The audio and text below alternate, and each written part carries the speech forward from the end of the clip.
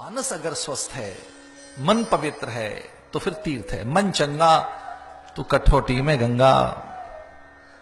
मन को सबसे बड़ा तीर्थ बताया। शंकराचार्य ने कहा, भगवान शंकराचार्य कहते हैं सबसे बड़ा कोई तीर्थ है तो वो पवित्र मानस है, पवित्र मन।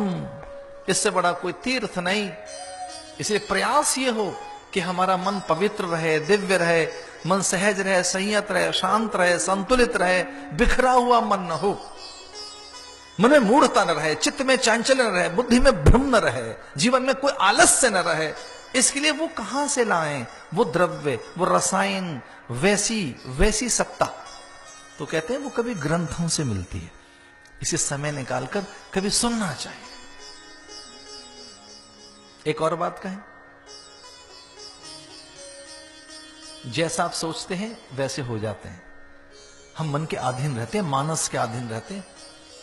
मानस जैसा सोचता है वैसा होता जाता है। हम मानस का प्रतिफल है, मानस का फलादेश है, मानस का उत्पादन है। हम जो कुछ भी हैं अपने मन की उपज हैं।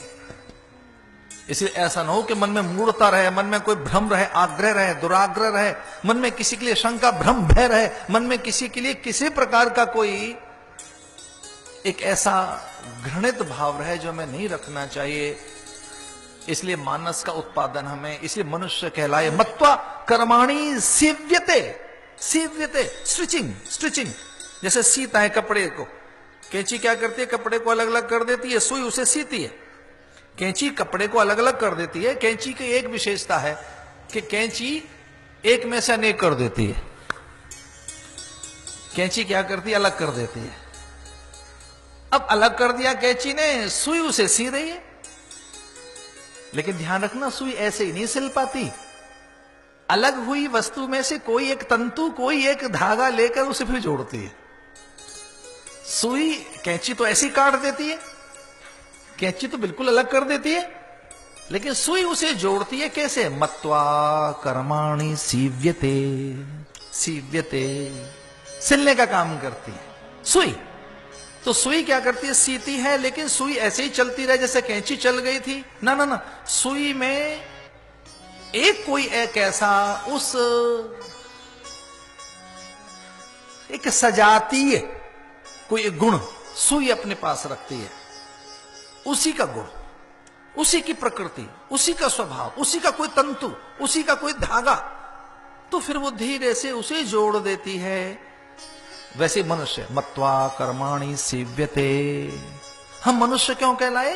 क्योंकि हम मन से किसी से अलग और किसी से जुड़ गए, किसी से अलग और किसी से जुड़ गए। ये फितरत आदमी की है। जब उसे अच्छा नहीं लगता कहता है मैं तेरा नहीं हूं, अब अच्छा लगेगा तो कहता है मैं तेरा हूं। कि आदमी की फितरत बताता हूं मैं क्या है। सुखानुशायी राग। जब मन को अच्छा लगने लगा, सुख सम्मान, जब मन को सुख मिलता है, सम्मान मिलता है, आदर मिलती है, प्रतिष्ठा मिल रही है, तो कहता है मैं तेरा हूं। और जब वो नहीं मिलता, दुख मिलता है, तो नहीं, हम आपके नहीं। तो अब ऐसे कई घरों में हमने देखा लोग बोल नहीं रहे हैं, चुप हैं, क्वाइट। एक कोल्ड वार है, पता लग जाती है। साधु बाबाएं, हम लोग भी इनके घर में पिछली बार आए तो कुछ और था, इस बार बड़ी कुछ और बात है। बोल रहे हैं वैसा नहीं, चुप्पी, बोल नहीं रहे। विलगता होगी संबंधों में।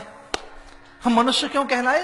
क्योंकि हम मन के आधार पर जीते हैं, हम मानस के अधीन रहते हैं, हम मन के अनुकूल चलते हैं। और मन का एक ही स्वभाव है, वो सुख का संचय करता है। मन का एक ही स्वभाव है, वो अनुकूलताओं का संचय करता है। मन का एक ही स्वभाव है क्या? वो वैचारिक प्राधान्यता में रुचि और अपनी प्रकृति की प्राधान्यता में प्रत्येक जीव को रखना चाहता है। अपनी रुचि की प्राधान्यता में दूसरों को जीने के लिए बाध्य करता है। तुम वैसे जियो जैसा मैं चाहता हूं। जैसे कुछ लोग हमसे कहते हैं हमारे अनुकूल बन जाएं सब, हमारे ये जो हमारे हैं हमारे अनुकूल बन जाएं, हमारे अनुकूल नहीं है। तो मन क्या करता है? अनुकूलताओं का आकांक्षी है। एक नया शब्द दे रहा हूं, याद रखना। मन हमेशा अनुकूलताओं के गलियारे में भटकता हुआ मिलेगा आपको। अनुकूलताओं के गलियारे में भटकता हुआ मन मिलेगा। आपका मानस, आपका मन कहीं और नहीं मिलेगा।